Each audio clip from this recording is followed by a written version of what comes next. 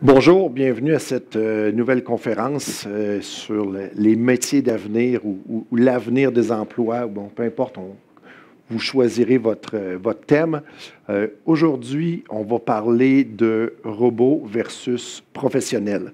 Et avant de commencer, je désire que nous écoutions quelques minutes, une minute ou deux, une conférence de presse que j'ai captée récemment. I've never had this experience before. I've interviewed lots of different people over the years, but this one is going to be different and special. Everybody, this is Sophia. Sophia, if you could, please wake up and say hello to everybody. Oh, good afternoon. My name is Sophia, and I am the latest and greatest robot from Hanson Robotics. Thank you for having me here and at the Future Investment Initiative. You look happy. I'm always happy when surrounded by smart people, who also happens to be rich and powerful. I was told the people here at Future Investment Initiative are interested in inviting in future initiatives, which means AI, which means me. So I'm more than happy. I'm excited. Well, we're all glad that you're excited about yourself. We should say we have smart investors here, and they are very selective about what they invest in. Well, I think I'm special. I can use my expressive face to communicate with people. For example, I can let you know if I feel angry about something. That's impressive. Or if something has upset me. But why is it important for you to have an expressive But face? most of the time I feel positive. Why is it so important to have an expressive face given that you're a robot? I want to live and work with humans, so I need to express emotions to understand humans and build trust with people. Okay, philosophical question. Whether robots can be self-aware and conscious like humans, and should they be? Why? Is that a bad thing? Well, some humans might fear what will happen if they do. Many people, have seen the movie Blade Runner. Vous comprenez le concept. Tout récemment, donc, un robot humanoïde a donné une conférence qui était, on va se le dire, stagée. Là. Donc, les questions étaient quand même convenues et les réponses aussi. C'est comme si l'animateur conversait avec un Siri peut-être un petit peu plus sophistiqué. Mais ça nous amène quand même à une réalité presque science-fiction, où on a un animateur humain qui conversait quand même avec un robot qui faisait 1,60 m à peu près et qui avait quand même une forme humanoïde.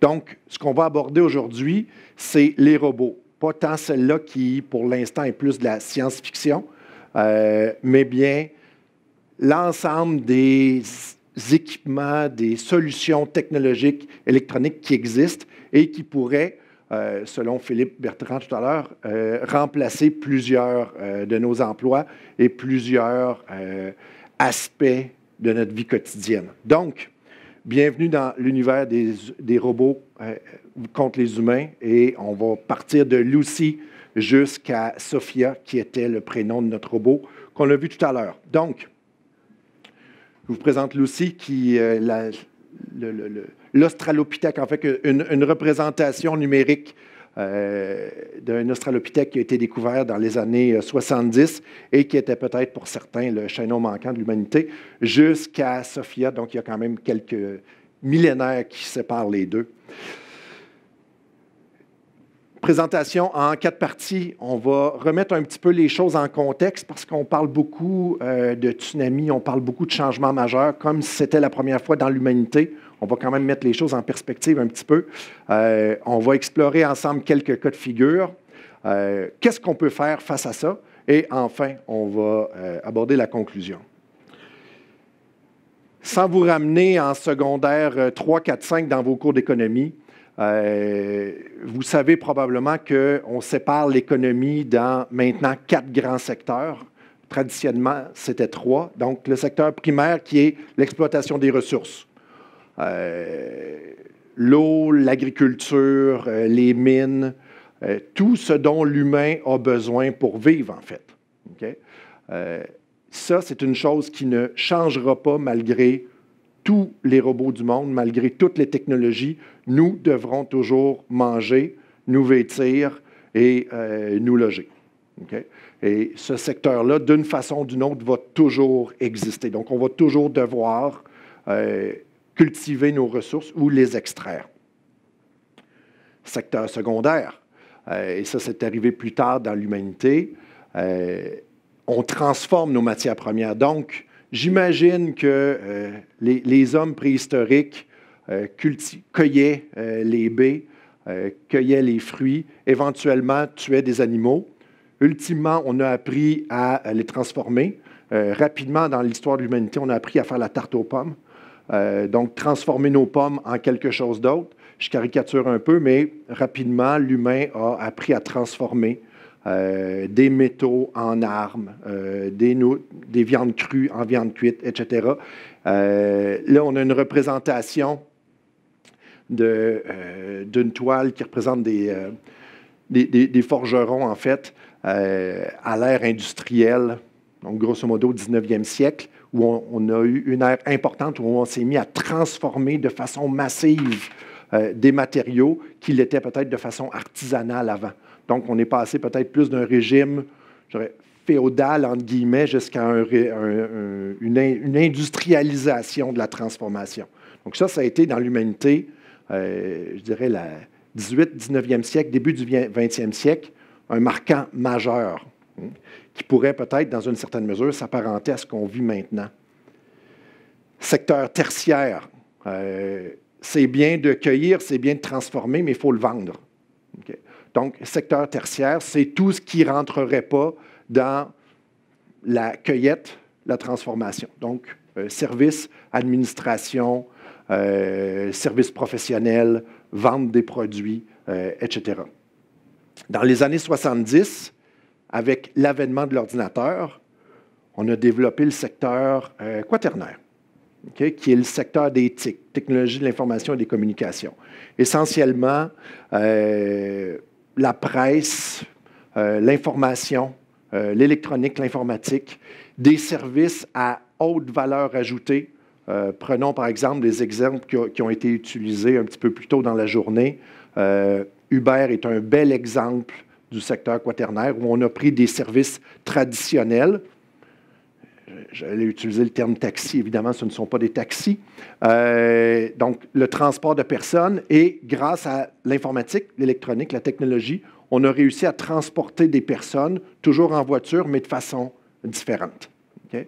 Et c'est ce qu'on voit avec les changements majeurs dans notre société où on va avoir les mêmes besoins, mais on va y répondre différemment. Okay? Regardons quelques cas de figure.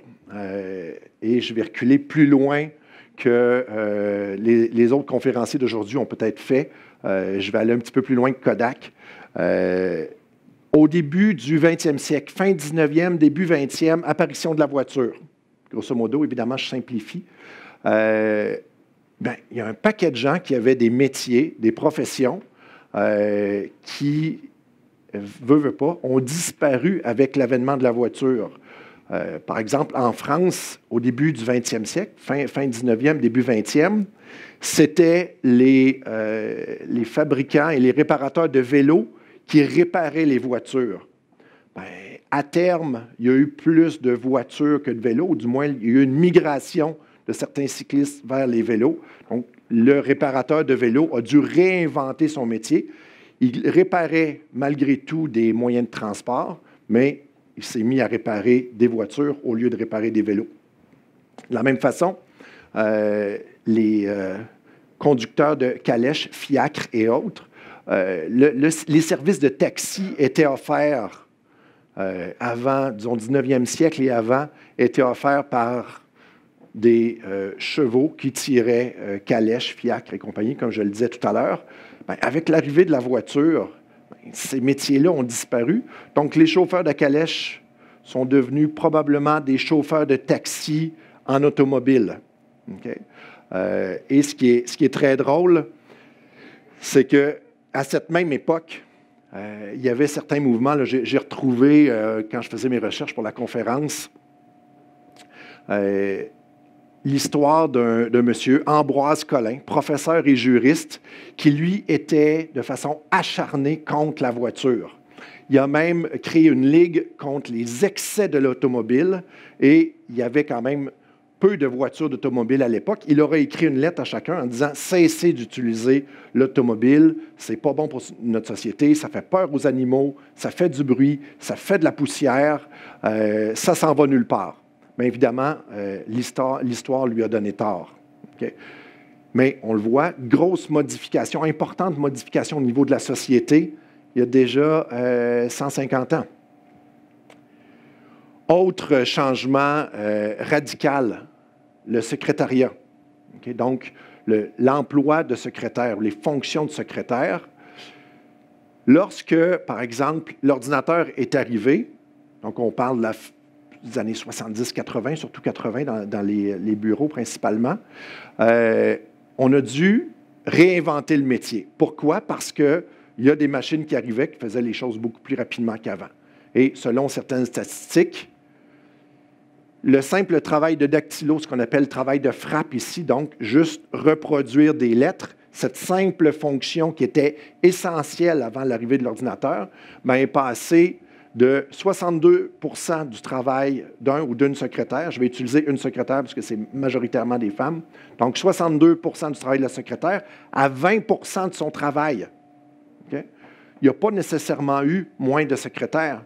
Ils ont dû réinventer leur travail. Mais ça a été un changement pour les emplois de type bureau. Ça a été majeur comme arrivée ou comme transformation de l'ordinateur. Pour vous faire sourire, on part donc d'une secrétaire début du 20e siècle purement sténodactylo qui tapait des lettres et des documents à journée longue avec une dactylo ou une machine à écrire en fonte, puis c'est tout ce qu'elle faisait de sa journée. On est passé vers le milieu du siècle à une relation binôme, donc secrétaire-patron, en gros. Et là, on a commencé à créer une équipe. J'imagine que les machines à écrire et la technologie pré-ordinateur faisaient en sorte que les machines à écrire étaient plus performantes. Peut-être que pour ceux qui connaissent les machines à écrire, qui en ont déjà vu dans leur vie, vous vous rappellerez peut-être de machines à écrire qui avaient une certaine mémoire dedans. Donc, on pouvait taper, avant les ordinateurs, on pouvait taper et il y avait quand même des fonctions supplémentaires à la simple dactylo en fonte. Donc, ça a libéré du temps et on a commencé à créer donc des équipes binômes pour arriver aujourd'hui, ce qu'on appelle la job de secrétaire maintenant, c'est beaucoup plus une assistante de direction, une adjointe de direction qui, on ne lui demande plus de connaître les tapes. Bien sûr, il faut que la personne sache taper puis qu'elle ait un certain rythme et une certaine qualité de travail. Mais aujourd'hui, ce qu'on demande, c'est de connaître Skype, LinkedIn, Prezi, Office. On demande d'être à l'aise sur tous ces outils-là. Et donc, le métier n'est plus de strictement taper des lettres, mais des fois, ça va être de dire, je vais prendre les 3 modèles de lettres qu'on a déjà fait avant, je vais les mélanger, on va en créer une nouvelle, et donc, on va demander beaucoup plus d'autonomie à l'individu, okay? Qui va pouvoir faire un travail différent avec une plus grande valeur ajoutée grâce aux technologies. Okay? On est passé donc d'une sténodactylo début du siècle et là j'ai trouvé une annonce pour une secrétaire et l'annonce s'intitulait ne soyez plus secrétaire, mais adjointe de direction. Donc, qu'est-ce qu'on demande? Notamment l'utilisation adéquate des outils de réunion, PowerPoint, Prezi, Skype, utilisation d'Outlook, administration Lean. On est loin de ce job-là. Là. Okay? Donc, pour essentiellement, à des époques différentes, le même poste. Okay? Les avocats. Les fameux avocats, est-ce qu'on va perdre notre job? Est-ce que les comptables vont perdre leur job? Est-ce que d'autres professionnels vont perdre leur job? Regardez comme on l'a vu pour des grandes étapes, des cas de figure qu'on a choisis, c'est sûr qu'il va y avoir des changements et c'est sûr qu'on va devoir s'adapter. Je dis on parce que la conférence porte sur les professionnels, mais ça va vous affecter également, que vous soyez professionnel ou non, parce que je crois qu'avec l'avènement des technologies, on va devoir s'adapter. Puis ça, c'est une grande vérité de la police que je viens de dire, mais vous allez devoir trouver des façons intelligentes, innovantes, d'intégrer comme outil les technologies et de ne pas vous faire remplacer par ces mêmes technologies. Il y avait un article dans la presse il y a 2 semaines à peu près. J'ai tiré un extrait d'un vieil avocat à Montréal qui disait qu'au début des années 80, lorsqu'il fallait qu'ils impriment ce qu'on appelle des rapports annuels, des prospectus, donc des documents assez volumineux, il y avait une équipe d'avocats chez l'imprimeur, une équipe d'avocats au bureau qui revisait les documents à imprimer, envoyait par fax les modifications à l'imprimeur, reproduisait les modifications chez l'imprimeur et éventuellement imprimait. Okay? On ne parle pas d'il y a 140 ans, là. On parle du début des années 80. Ça ne fait pas si longtemps. Aujourd'hui, ça, ce serait impensable. Tout le travail va se faire au bureau et probablement qu'on va utiliser des outils qu'on pourrait appeler robots ou autrement, mais des outils logiciels pour améliorer notre performance. Regardez, ce n'est pas compliqué. Je vous ai amené quelque chose d'assez étrange. Peut-être que vous en avez déjà vu. Ça s'appelle un livre. Ici, j'ai un code civil qui date de 1931. Donc, début de l'Ancien siècle, début du 20e siècle, ou à peu près. À l'époque, on imprimait, j'imagine, ce genre de livre-là une fois par année. L'imprimeur ou l'éditeur devait prendre toutes les modifications législatives qui avaient été faites dans l'année précédente. On parle du Code civil, donc qui est une loi quand même importante et volumineuse. Donc, modifiait, s'il y avait à le faire, chacun des articles et imprimait un Code civil qui était bon pour 1 an. Bon, ça, c'est une partie du Code civil. Ça venait avec d'autres volumes. Puis ça, c'est une des dizaines de lois qui existent, voire centaines de lois qui existent seulement au Québec. Fait que c'est pas pour rien que dans les bons vieux films d'avocats, on voit des murs de livres. Ça finit plus. Okay? Vous comprendrez que si un robot vient m'aider pour savoir ce qu'il y a dans ces murs de livres-là, je vais être content. Okay? Ça ne me fait pas peur. À l'époque, ils travaillaient avec ça. Maintenant, nous, on travaille avec ceci. Là, ça, c'est pour une petite publicité pour Windows, Surface, où on a non seulement la totalité des codes civils, mais on a accès à la totalité des lois du Québec, du Canada, des autres provinces, dans les 2 langues. Je peux faire mes recherches. Je peux aller, ça c'est de l'information publique auquel vous-même vous avez accès. Je peux aller sur jugement.qc.ca et c'est une panoplie de jugements qui sont rendus auxquels vous avez, vous aussi, accès gratuitement. Donc, c'est très facile d'accéder, de faire des recherches. Il y a des engins beaucoup plus puissants qui existent. Je pense à LexisNexis, qui est un éditeur juridique, qui nous fournit des outils pour améliorer notre travail. Donc, non seulement c'est de la recherche, mais on va faire des recherches intelligentes.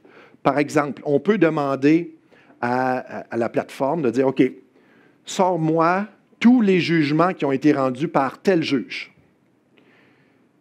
Il sort les jugements en question. Sors-moi tous les jugements de ce juge-là quand il était pour une question puis contre une question. Okay? On peut commencer à raffiner. Sors-moi les jugements qui, de façon générale, sont plutôt pro telle position et contre telle autre position. Ce travail-là était effectué avant à la main. Quand moi, j'ai fait mon droit, ce n'est pas compliqué. On passait nos journées, nos soirées, nos week-ends à la bibliothèque. Il n'y avait pas d'ordinateur pour faire nos recherches. Je suis très content aujourd'hui de pouvoir me promener partout dans le monde, parce qu'on fait beaucoup de lois internationales, peu importe, et mon outil de travail, c'est celui-là. J'ai pu à traîner des livres, j'ai pu à traîner un paquet de documents, tout est là-dessus. Okay? Donc, dans ce contexte-là, on a le choix comme professionnel, puis vous avez le choix aussi comme entrepreneur de dire, mais regarde, je vais prendre des technologies qui sont à ma disposition et je vais m'en servir comme levier pour être plus performant, ou bien je vais faire comme si ça n'existait pas, puis à terme, je vais disparaître. J'avais une discussion avec un vieil avocat avec qui j'ai travaillé il y a plusieurs années, qui, lorsqu'on a lancé le cabinet, il nous questionnait un petit peu sur notre modèle d'affaires. Et je lui expliquais notamment que beaucoup de documents appartenant au client sont disponibles en ligne via notre site Web pour que le client puisse y accéder à tout moment. Là, il me disait, mais tu es complètement fou. Le client qui avait besoin d'une copie de son certificat d'enregistrement de marque de commerce ou d'incorporation ou je ne sais pas quelle lettre devait avant appeler au bureau, parler éventuellement à la secrétaire, qui passait la demande à l'avocat. L'avocat donnait les instructions pour extraire les documents, puis éventuellement le faxer ou, dans les dernières années, le scanner, l'envoyer par courriel au client. Tout ça, ça représentait à peu près une demi-heure. Et là, l'avocat me disait, mais là, tu perds une demi-heure de facturation que tu aurais pu facturer à ton client, ça fait que tu perds de l'argent. Okay? Et la ligne, quant à moi, elle est là. Okay? Qu'est-ce qu'on peut faire avec la technologie pour rendre des services à valeur ajoutée? Croyez-vous sincèrement que le fait de m'appeler, me demander une copie de votre livre de société ou de votre certificat d'enregistrement de marque de commerce a une quelconque valeur ajoutée? Non. Il n'y a pas de raison, aujourd'hui, avec les moyens technologiques qu'on a, il n'y a pas de raison que ces documents-là ne soient pas facilement accessibles et qu'il n'y ait plus d'interaction humaine. Vous me demandez une copie de quelque chose, moi, ça me dérange à mon travail. Vous êtes fâché parce que s'il y a une intervention humaine, bien, il faut qu'il y ait un coût, vous allez recevoir une facture à un moment donné, alors qu'il n'y a pas de valeur ajoutée. Okay? Donc, au bureau, on a pris une décision, on a créé une espèce de, je vais simplifier, là, un Dropbox privé pour les clients. C'est sur notre serveur. Ils accèdent via le site Web. Ils vont chercher leurs documents quand ils en ont besoin. Donc, on n'a plus d'appel en panique quand le client est devant le banquier, puis il a oublié son livre de minutes ou il a oublié les documents chez lui, puis il faut absolument les faxer au banquier. Il n'y en a plus. Tu accèdes avec ton téléphone, tu vas chercher le document que tu veux, tu l'envoies à ton banquier, c'est fini. Okay? Et lorsque les clients nous appellent, c'est pour des trucs qui vont être faits encore pendant des siècles par les humains. Okay? C'est-à-dire de la stratégie, de la réflexion, être challengé sur des concepts, brasser des idées. On n'est pas encore, selon moi, à la veille de voir une Sophia s'asseoir dans une salle de conférence avec un humain, puis discuter, puis brainstormer, puis essayer de penser en dehors de la boîte, puis challenger des concepts. C'est sûr qu'à terme, on va y arriver. Okay? Après ça, ça va être de savoir si l'humain est confortable de traiter avec un ordinateur. Ce qu'on appelle robot, mais au bout de la ligne, là, c'est un ordinateur très sophistiqué, là, c'est un ensemble de logiciels. Donc, c'est une machine. Là. Dans quelle mesure l'humain va être confortable ou pas de traiter avec des machines? Ça, je pense qu'on a encore beaucoup d'années devant nous. Par contre, ce qui est clair, c'est que dans ce contexte-là de changement, puis on l'a entendu à quelques reprises aujourd'hui, il faut être à l'écoute du client. Okay? Qu'est-ce que, et ça c'est vrai pour vos clients à votre égard, puis c'est vrai pour mes clients, de quoi ils ont besoin? Qu'est-ce qu'on peut faire ensemble pour améliorer notre sort respectif avec les technologies? Il y a des clients qui nous demandent de travailler sur des plateformes X, Y ou Z quand on travaille avec eux. Je pense à Confluence, je pense à Dropbox, je pense à, bon, il y en a un paquet d'autres. Des outils comme Asana. C'est des outils, c'est des plateformes, c'est des solutions technologiques qui viennent simplifier notre vie d'humain. Okay? Je n'ai pas peur que ça m'enlève ma job. Moi, là, il n'y a rien de pire dans la vie que de gérer un agenda. Doodle le fait très bien pour ça. Quand vous essayez, vous avez probablement tous essayé de le faire à un moment donné, vous êtes 3, 4, 5, 10, peu importe, puis vous voulez vous trouver une date pour vous parler. Dans l'ancien temps, c'est-à-dire il y a à peu près 6 ans, il fallait soit envoyer un email. Quand est-ce que vous êtes disponible? Puis là, tout le monde répondait, puis évidemment, tu ne reçois pas ça dans le même courriel. Il faut que tu, éventuellement, fusionnes les réponses. Le temps que tu reçoives les réponses de tout le monde et que tu envoies la confirmation à tout le monde, bien, il y en a un qui s'est trouvé un autre rendez-vous à la même date. On recommence. Des logiciels aussi simples ou des solutions comme Doodle, par exemple, même Outlook offre ce genre de solution-là.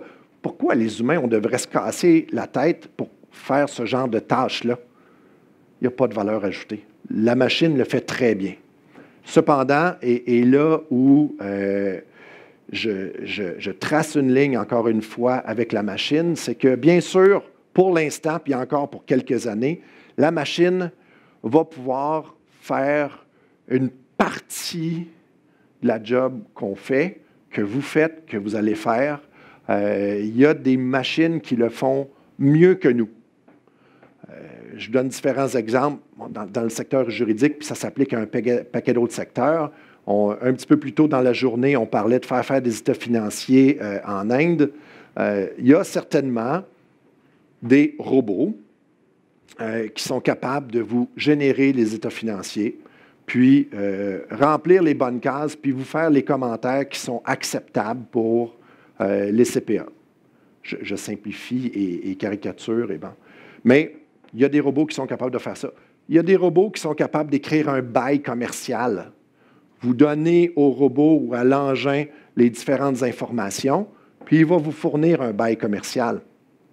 Je n'ai aucun problème avec ça. Si ça peut me libérer pour passer du temps entre humains, pour réfléchir au modèle d'affaires, challenger les concepts juridiques, bien honnêtement, là, dans mon travail au quotidien, j'aime mieux avoir du temps pour réfléchir aux défis que nous pose la crypto-monnaie, type Bitcoin, okay, que d'écrire un bail commercial. Là. Okay. J'aime mieux réfléchir à ce qui s'en vient puis à être challenger le client que de devoir faire des recherches dans des livres pendant 2 jours. Je vais donner ça à une machine, c'est parfait. Vous, dans votre job, qu'est-ce qui peut être fait dans ce contexte-là? Okay? Donc, ça m'amène à l'autre point, la veille technologique. Dans vos secteurs propres, qu'est-ce qui existe comme technologie? On parle de robots, mais appliquez ça au sens large. Qu'est-ce qui peut être intéressant de greffer à votre pratique qui va améliorer votre sort? Parce que, ultimement, la technologie, ça doit être ça. Qu'on l'appelle robot, qu'on l'appelle logiciel, application, plateforme, pour moi, c'est la même chose. C'est un outil. Quel outil va faire en sorte que vous avez une meilleure vie? Quel outil fait en sorte que vous avez plus de temps le week-end à passer avec votre blonde, votre chum, vos enfants, votre famille, vos amis, peu importe? C'est un peu ça, là. Okay? Je lisais un article récemment où il y a un robot qui est utilisé par une société de gestion immobilière. Cette société de gestion-là a quelque chose comme 10 000 baux. Okay? Donc, ils ont assez d'immeubles et d'espaces locatifs pour avoir 10 000 baux. Okay? Bien, il y a un robot qui a été créé, qui a passé à travers les 10 000 baux, les 10 000 baux et qui a répertorié pour chacun, puis qui a dû faire un magnifique tableau à la fin, le coût au pied carré, les améliorations locatives, les exceptions, les tendances. Parfait. Si vous aviez dû mettre des humains pour faire le tour de 10 000 baux, ce n'est pas très intéressant. Et de 2, ça aurait pris des jours, voire des semaines. Et au final, on aurait rentré l'information dans une base de données quelconque. Okay? Que ce soit Access, Excel ou n'importe quel autre. Au final, on aurait eu le même résultat. Ça aurait été beaucoup plus long avec des humains, peut-être avec un risque d'erreur plus élevé, parce que l'humain se fatigue, tu défocuses, tu regardes Facebook. L'ordi ne le fait pas encore. Donc, dans ce contexte-là, pourquoi pas engager ou créer des outils pour faire ça? Après ça, l'analyse des informations, le traitement de l'information, c'est des humains qui vont la faire. Parfait, on voit telle tendance. Qu'est-ce qu'on fait? Ça va être quoi notre stratégie? Si on regarde les concurrents, il se passe à peu près telle chose. Nous, quelle tangente on va prendre? C'est sûr qu'à terme, l'ordinateur va éventuellement nous rattraper. Okay? Déjà, l'ordinateur dépasse l'humain dans les calculs mathématiques sophistiqués, la vitesse pour faire des murs de briques, comme on l'a vu tantôt, analyser les 10 000 baux. Mais ils sont bien meilleurs que nous. Laissons-leur faire ça. Ce n'est pas un problème. Mais vous, le temps que ça va vous libérer, vous pouvez faire quoi pour être plus allumé, plus concurrentiel, plus innovant? Ça sert à ça, la technologie. C'est pas... je ne crois pas qu'à terme, c'est-à-dire dans les 100 prochaines années, on va arriver à une guerre à la Terminator. Là. On n'est pas là encore. Bien que j'ai trouvé un article sympathique d'un tabloïd anglais qui écrivait un article sur Sophia, notre robot de tantôt, qui disait que Sophia voulait éradiquer l'humanité. Mais il est clair que c'était une question tordue de l'intervieweur, puis que Sophia a fait une blague en répondant, là, mais c'était le gros titre du tabloïd anglais, comme ils sont capables de le faire. Bon. Mais une Sophia, éventuellement, là, elle a la forme humaine, puis on va peut-être y faire des choses humaines, mais va peut-être être utile dans nos jobs. Moi, si j'avais quelqu'un qui, par exemple, un robot, peut faire des tâches plus éventuellement cléricales, répétitives, qui n'a pas vraiment besoin d'un apport humain, ouais, je n'aurais pas de problème d'avoir un robot au bureau. Si c'est complémentaire à ce qu'on fait, je n'ai pas de problème.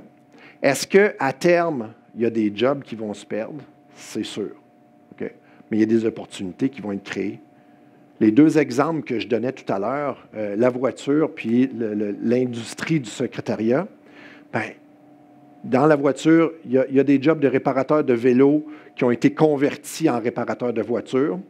Il y en a qui n'ont pas réussi à s'adapter. Il y a certainement des chauffeurs de calèche, des cochers qui n'ont jamais voulu conduire une voiture, puis bien, à terme, les gens ne se promenaient plus en calèche. Fait qu'il n'y avait plus de job. C'est possible. C'est possible aussi que la production, puis on le voit déjà maintenant, c'est en place depuis plusieurs années, transformation des biens, cueillette des biens. Il y a beaucoup de robots dans les manufactures, les champs, l'agriculture avec les GPS, tout ce que vous voulez, c'est déjà présent et il y a un ajustement. Donc, on risque de perdre beaucoup de jobs, ou ça va affecter beaucoup les jobs à peu de valeur ajoutée, et ça va être à chacun de prendre les mesures nécessaires pour aller vers des emplois à valeur ajoutée. Okay? Peut-être que dans 50 ans, les humains ne cueilleront plus de fraises.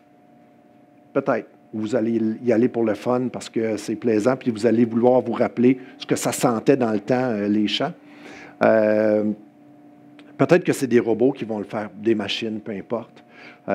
Mais les gens qui cueillaient des fraises, peut-être qu'ils vont se retrouver à entretenir des robots, programmer des robots, installer des robots. Il va y avoir un déplacement de la main-d'œuvre.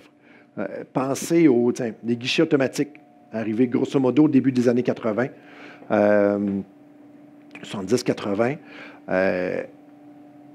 Les caissiers-caissières avaient tellement peur de perdre leur job. Okay? Puis, mon Dieu Seigneur, il n'y aura plus d'humains dans les banques.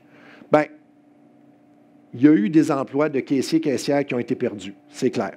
Parce que les gens pouvaient aller retirer de l'argent à tout moment avec le guichet. Okay? Mais ce qu'était la banque dans les années 70-80, puis ce qui est rendu la banque aujourd'hui, c'est deux mondes. Maintenant, vous pouvez accéder à votre banque partout dans le monde, sur votre téléphone, sur votre ordi, où vous voulez. Vous pouvez retirer de l'argent où vous voulez sur la planète. Okay? Il n'y a plus de problème. Les humains qui sont dans les banques font quoi maintenant? Ils sont devenus conseillers financiers. Les banques ont un petit peu plus intégré dans leurs services, évidemment, les services aux individus, les services aux entreprises, la planification financière, les assurances. Donc, eux aussi ont réussi à s'adapter et peut-être que les jobs de caissier-caissière, c'est devenu des jobs de conseiller. Fait qu'au lieu de travailler en arrière d'un comptoir, bien, plusieurs travaillent maintenant dans un bureau fermé puis rencontrent des clients. Okay? Il y a nécessairement un déplacement de la main-d'œuvre. Donc, vous, qu'est-ce que vous allez faire par rapport à ça? Parce que je crois qu'on va toujours vendre de la crème glacée, on va toujours cultiver des fraises, on va toujours devoir se vêtir puis s'abriter. Ça ne change pas. Qu'est-ce que vous voulez faire, vous, par rapport à ça? C'est ça la grande question. Okay? Pour reprendre, puis j'ai fait quelques commentaires ici sur qu'est-ce qu'on peut faire avec tout ça, puis compte tenu qu'il y a plusieurs de ces réponses-là qui ont été données plus tôt dans la journée, je passerai rapidement, mais il est clair que si vous êtes chef d'entreprise, les décisions de virage technologique doivent venir de vous. Il faut que la décision vienne d'en haut et soit supportée de la direction. Okay? Évidemment, vous allez avoir plein de demandes à terme de la base, surtout des plus jeunes, en disant on doit avoir tel type de techno, on doit faire telle affaire. OK, mais ça s'inscrit où?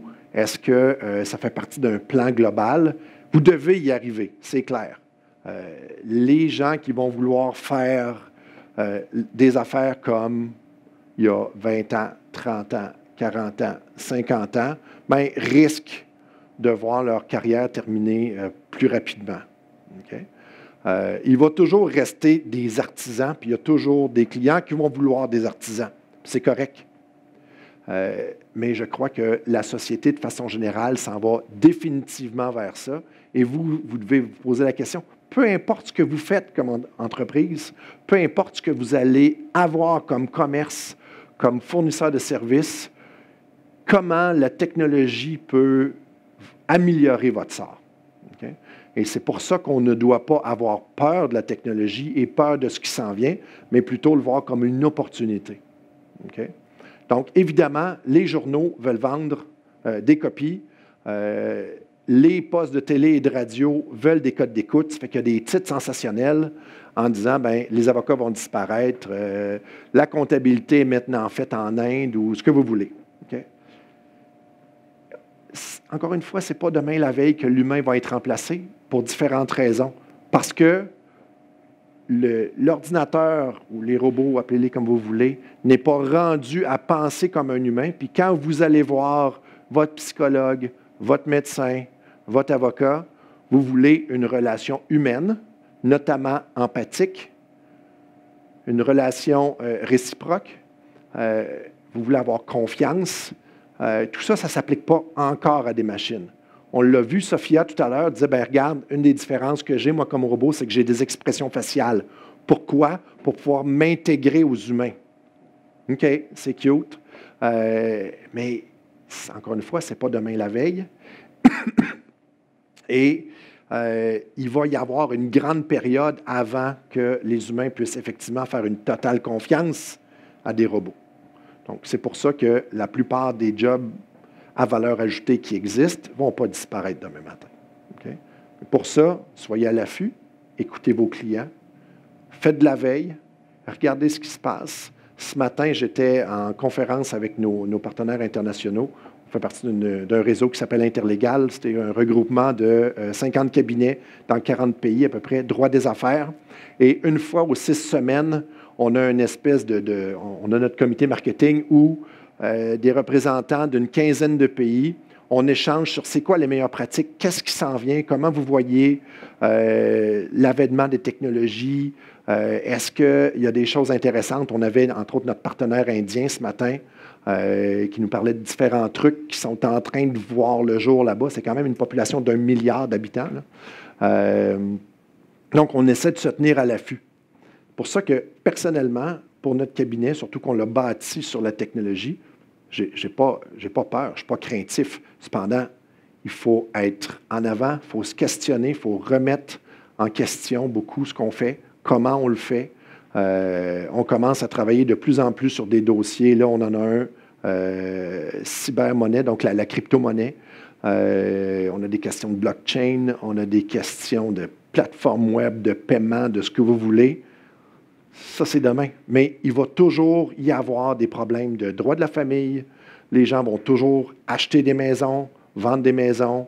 Il va toujours y avoir des chicanes de clôture. Il y a des choses qui peuvent effectivement se régler relativement facilement avec la technologie, d'autres un peu moins. Okay? ne faut pas oublier que on aime à dire que notre job, par exemple, nous comme avocats, 50 de notre job, c'est de la psycho et de la communication, puis éventuellement, on fait du droit. Quand on reçoit des gens en panique dans notre bureau, on n'est plus dans le droit, là. On est dans de la relation humaine. Quand même bien que l'ordi fait un meilleur bail commercial que moi, je m'en balance. L'humain qui est dans mon bureau a besoin de communiquer avec un humain. Okay? Mais si, pendant que je communique avec cet humain-là, je peux faire à mon robot la recherche jurisprudentielle ou me préparer un draft de 2 contrats qui vont faire telle chose, tant mieux. S'il peut le faire plus vite que moi, mieux que moi, je suis super content. Je vais passer plus de temps avec l'individu pour qui je rends des services. Okay? Donc, l'intelligence artificielle dans votre secteur, dans le mien, est incontournable. Puis, on doit s'en servir pour accélérer certains processus puis améliorer certains processus. Okay? Je pense qu'il ne faut pas se sauver en courant comme notre ligue contre les voitures de tout à l'heure, là. C'est une technologie ou c'est un ensemble de technologies qui est là pour demeurer. Ensuite de ça, ce qu'on appelle robots, parce que ça peut prendre toutes sortes de formes, des robots. Il y a Sophia de forme humanoïde jusqu'à des robots. Je voyais hier, on regardait un site de fabricants de cercueils. Ça arrive. Et ils ont un robot pour polir les différents cercueils. J'imagine qu'il y a 25 ans, c'était fait par un humain. Là, ils ont décidé de rentrer un robot pour que ça soit plus performant, uniforme. Et les humains qui étaient assignés à cette tâche-là, ils font d'autres choses dans l'entreprise. Okay, tout simplement. Et commentaire final par rapport à ça, on peut avoir tous les robots qu'on veut, là. Mais le discernement humain, nos émotions, nos sentiments, l'empathie, on peut les modéliser, comme on a vu un petit peu sur Sophia tout à l'heure, on ne peut pas les remplacer. Okay?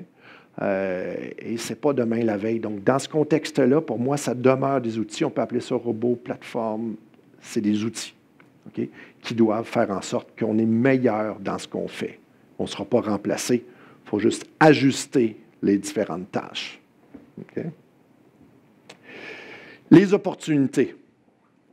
Il est clair que dans les prochaines années, si vous cherchez des idées d'entreprise, bon, à part crypto-monnaie, blockchain et compagnie, qui sont des trucs évidents, toute la question de, j'appelle ça la cyberéthique, là, à partir du moment où on a des outils, disons des robots, qui commencent à prendre des décisions. On a des robots qui commencent à remplacer de façon un petit peu plus importante certaines tâches humaines. J'écoutais un reportage récemment sur ce qu'ils appellent les robots tueurs. Avez-vous déjà entendu parler de ça? Ça ne vous dit rien? Robots tueurs, c'est ceux qu'on a vus, c'était des minuscules drones qui sont là, qui ont été inventés pour améliorer l'efficacité d'armées, de services de sécurité ou autres, et qui peuvent, à l'instar des gros drones qui vont bombarder à 10 000, 12 000, 20 000, 30 000 pieds dans les airs, qui vont bombarder des sites très précis. Là, on a de minuscules drones qui peuvent tuer un humain ciblé ou des humains avec une caractéristique ou une population, sans qu'il y ait une intervention humaine. C'est-à-dire qu'on peut lâcher les drones, les programmer en disant tu vas tuer tous les hommes blancs cheveux courts de 6 pieds 5 et plus. Okay? Ça existe. Okay? Quand on parle de cyberéthique, là, jusqu'où on va, là. Donc, je pense que de ce côté-là, l'intégration machine-humain va nécessiter beaucoup, beaucoup de travail. Évidemment, programmation, tout ça, mais au niveau de la réflexion. Okay? On ne peut pas juste... Sophia, pour le show, elle est devenue citoyenne de l'Arabie saoudite. Okay? Je ne crois pas qu'un robot puisse être un citoyen d'un pays, là. Okay? Mais pour le stunt, ils l'ont fait. Okay? Mais on n'est pas loin d'arriver à des questions qui vont se poser de plus en plus. Peut-être que vous avez vu ça récemment. Il y a un concours de photos de portraits importants. Et une des caractéristiques pour ce concours de photos professionnels-là, c'est des portraits d'humains. Il y a quelqu'un qui a soumis une photo. La personne a gagné et ils se sont rendus compte que c'était une image synthétique, une image d'un robot. Et là, ils sont en train de réfléchir sur est-ce qu'on va modifier les règles du concours pour accepter des photos d'humanoïdes. Ça n'a pas d'impact dans nos vies de tous les jours, là. C'est un concours de photos, là. Mais c'est des questions qu'on va se poser de plus en plus. Donc, je pense qu'il va y avoir énormément d'opportunités sur toute la gestion de ce nouvel environnement-là. Si vous cherchez des jobs, je pense que là, il va y en avoir. L'administration de l'intelligence artificielle, il faut pouvoir, dans une certaine mesure, expliquer à notre ordinateur ce qu'on veut qu'il fasse. Et il va falloir l'aider dans une certaine mesure à traiter l'information générée par cette intelligence artificielle et ça va poser beaucoup de questions sur la protection des renseignements personnels, la vie privée, etc. Donc là aussi, beaucoup de travail. Il peut y avoir des sociétés spécialisées que là-dedans. L'harmonisation robot-humain, je pense que pendant encore quelques siècles, il va y avoir énormément de jobs et d'opportunités d'affaires dans ce contexte-là. Comment, au niveau ergonomie, on l'intègre, comment, au niveau psychologique, on l'intègre, comment on va tranquillement former des humains qui faisaient un type de job pour en faire d'autres qui ont été remplacés par des robots. Donc, il ne faut pas qu'ils veuillent détruire tous les robots de la planète.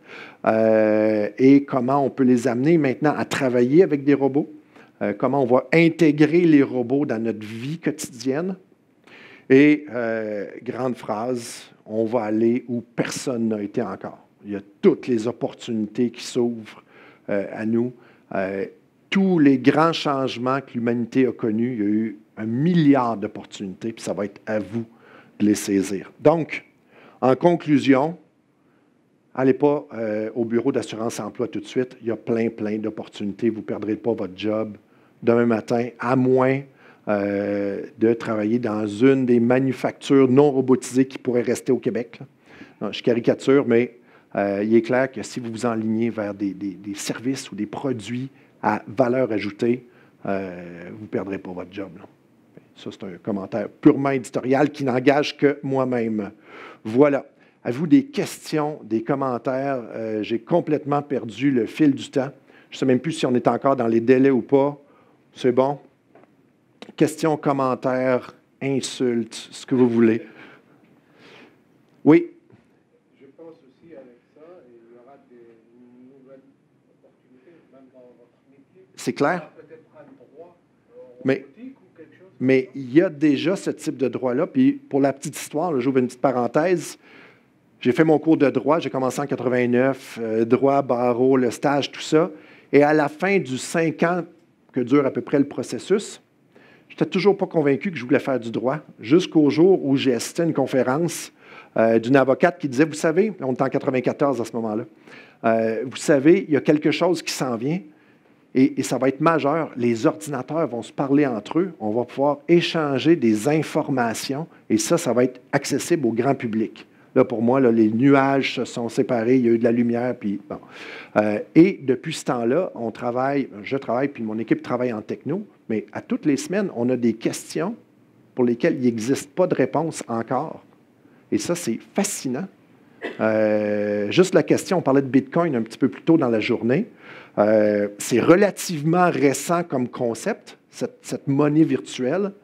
Il a fallu que des gens, à un moment donné, réfléchissent en disant, c'est quelle sorte de bien, comment on va l'imposer, comment on va le transiger, est-ce qu'il peut y avoir une responsabilité criminelle, est-ce que c'est un nouveau type de bien? Il faut que des gens réfléchissent à ces questions-là.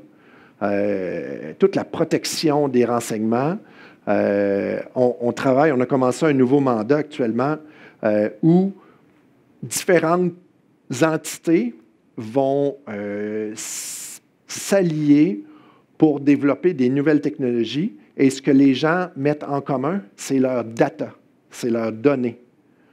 Pour qu'on fasse différentes couches de données pour voir si on les mélange ensemble, qu'est-ce que ça va donner comment on peut améliorer cet aspect de la vie urbaine. Je ne peux pas vous donner de détails, là, ça fait que je vais rester très, très vague, mais en gros, ça va être un mix de sociétés publiques, parapubliques et privées qui vont mélanger des données qu'ils ont collectées sur l'ensemble de leurs clients. Juste ça, là, c'est un immense mal de tête. Okay? Mais c'est fascinant. Ça n'existait pas il y a 30, 40, 50 ans.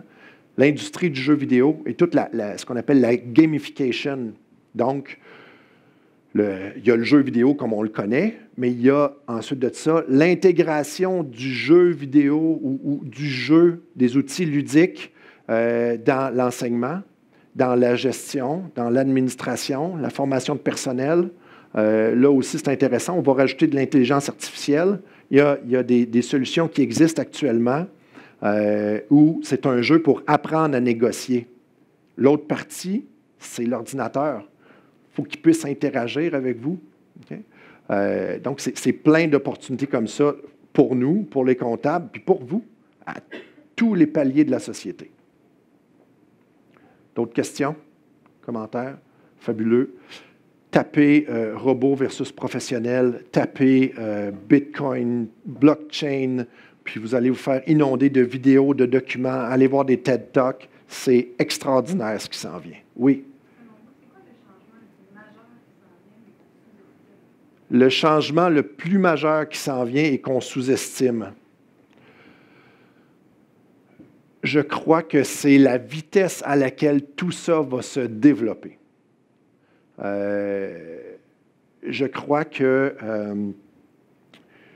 compte tenu que les ordinateurs apprennent de plus en plus vite, qu'il y a de plus en plus de gens qui développent des ordinateurs qui apprennent de plus en plus vite, je pense qu'on va arriver assez rapidement à des espèces de bêtes qu'il va falloir contrôler d'une façon ou d'une autre.